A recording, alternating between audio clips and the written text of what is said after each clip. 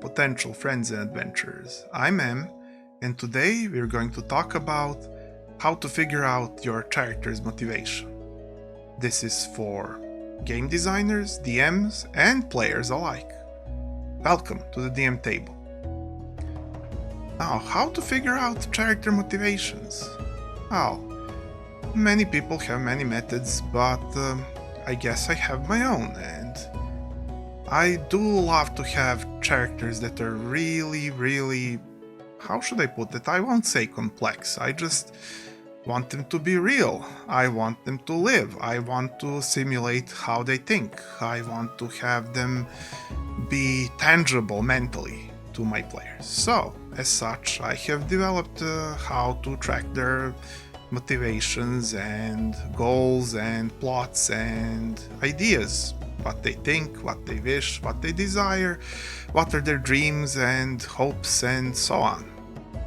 And this one is sort of simple to begin with, really, even if it ends up complex, and we started by checking what are their traits, what are their morals, and what are their resources.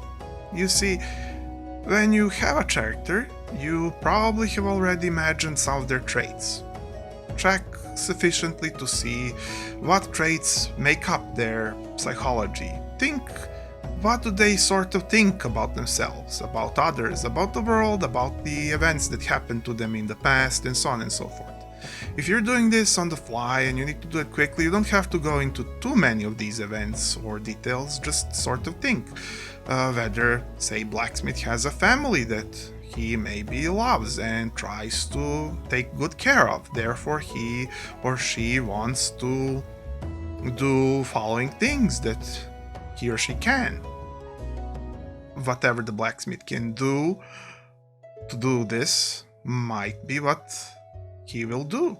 And if not, why not? Well, there are morals, and people sometimes just won't do what's immoral to them, because that would be even more bad than if they didn't get the thing that they wanted or succeeded in something.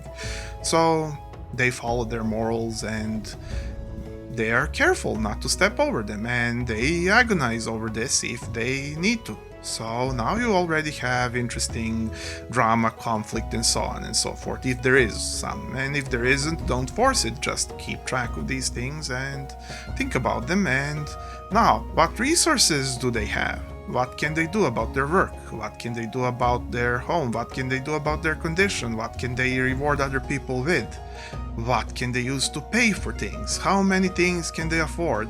What is their essentially standing in their progression rhythm of, well, life and economy that they have with their own life and obstacles, because it's like for everybody else. So just think what opportunities they have versus what drawbacks and essentially taxes do they pay, even if taxes don't exist in that plane.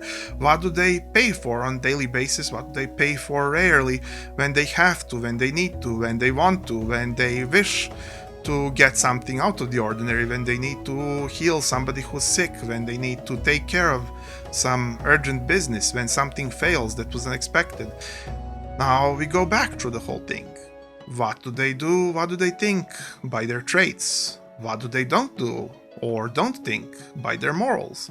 What will they do and will think by their morals, dictated by their traits?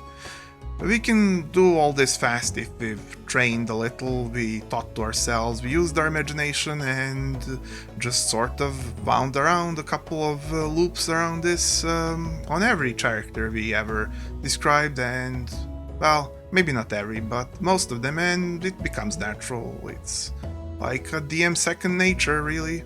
Now, further, when you have important characters that have more than sort of one appearance to impress your adventurers with, you do this and then keep thinking inside their head. You keep simulating their progress through life as a personality, because, well, fantasize. You have imagination, and then you have all these stats that you sort of developed just now, and now fantasize. What does this person think? What does this person think tomorrow? What does this person think in the next appearance? What did they think in the meantime?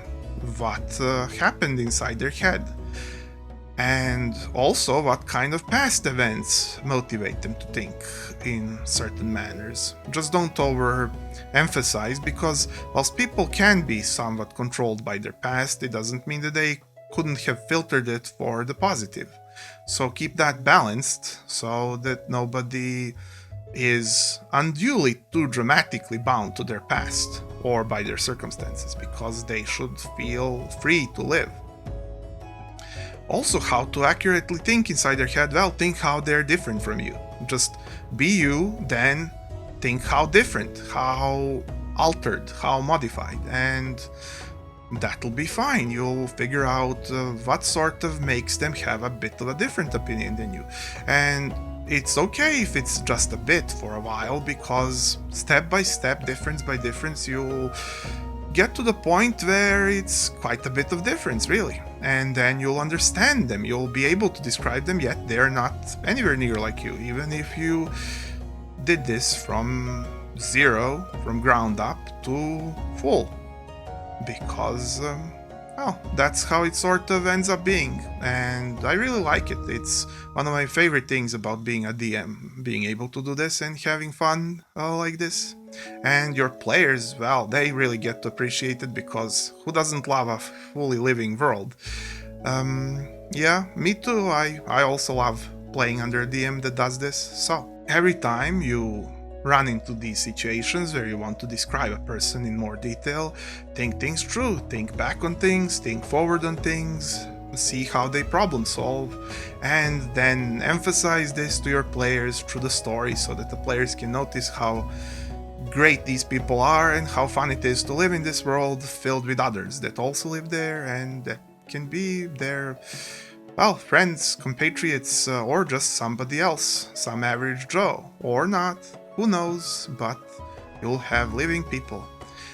So Adventure, if you thought this was unique, maybe you can spare a click, and I would love to see you here next week. Also tell me in the comments how it all went, because I would love to hear that and talk to you, and maybe we can help each other out.